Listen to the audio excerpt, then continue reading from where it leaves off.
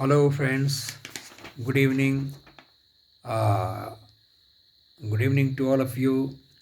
Here I'm again in front of you on 21st March 2024. And today I'm going to discuss with you, I'm going to talk about a great Indian personality uh, who passed away even before India gained independence. I'm talking about the great versatile personality and especially a great poet, Sri Rabindranath Tagore. Uh, I wrote an article long back in about 2003 when I read some articles and a few good books, biographical books on the great personality Sri Rabindranath Tagore. And after reading those articles and books, I thought that I should summarize them and give my readers, give my listeners an idea about the great personality of Sri Rabindranath Tagore. So here is the article that I wrote long back. Rabindranath Tagore was the first Asian writer to be awarded Nobel Prize for Literature in the year 1913. He was a myriad-minded personality who penned poetry, short stories, novels, essays, plays, and hundreds of songs. He was a painter also, though of a very unorthodox type. Tagore was born on 7th May 1861 in Calcutta. His father, Maharishi Devendranath Tagore, was a Jamindar and he had 15 children, of whom 14 survived. Tagore was the 14th child of his parents and the last child. His mother was Sharda Devi, a simple, devoted housewife. Rabindranath was the 14th and the last issue of his parents. About five of Tagore's older siblings were interesting and gifted individuals. His eldest brother, Dwijendranath, was always immersed in intellectual pursuits and he was a very unorthodox person. His fields of study were Indian philosophy, mathematics, and geometry. He was a poet also and possessed the most patriotic nature among all his brothers and sisters. Satyendranath Tagore, one of the brothers, was a very thoroughly westernized personality.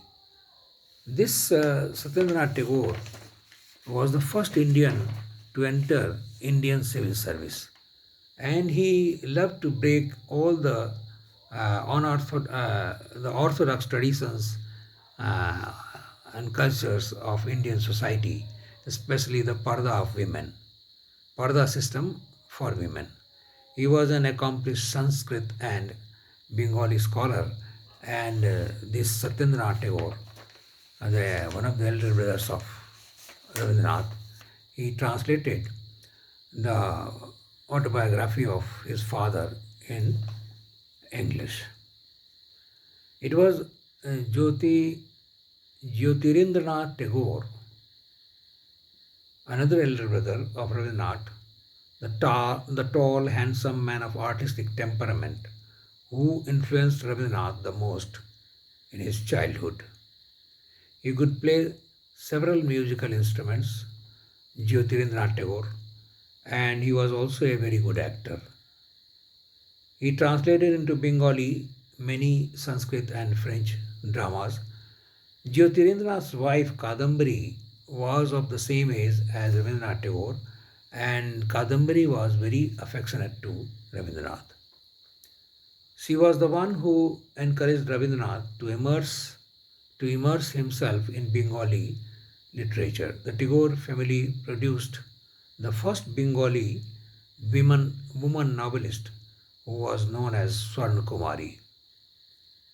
She was Tagore's sister, Swarn Kumari. From his childhood, Tagore took immense interest in the stories of the great Indian epics, the Ramayana and the Mahabharata. And when Tagore grew up, he read these great Indian epics in original Sanskrit. The Tagore household at Jorasako, Kolkata was a busy hive of diverse cultural activities like recitation, singing, instrumental music, stage plays, etc. Rabindranath's life as a young boy was not happy. It was lonely and he was always supervised by servants. He was surrounded by his servants, and his parents did not take upon themselves to lavish love and affection on Rabindranath. His parents followed the prevalent custom of child rearing of the times. So Rabindranath never found a closeness with his parents, and there were so many brothers and sisters around him, and there was a great deal of disparity of age with his elder siblings. So, this prevented sharing and caring, and Rabindranath had rather a lonely childhood. During childhood, Rabindranath cultivated both his physique and mind. Wrestling, gymnastics, and drawing, etc., were his co curricular activities. He took least interest in English.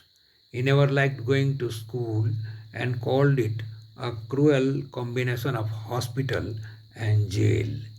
His aversion to school and college studies was a source of great anxiety to his family, especially his father. So his father took special care to keep him near him, and he used to take him to the hills also to educate him.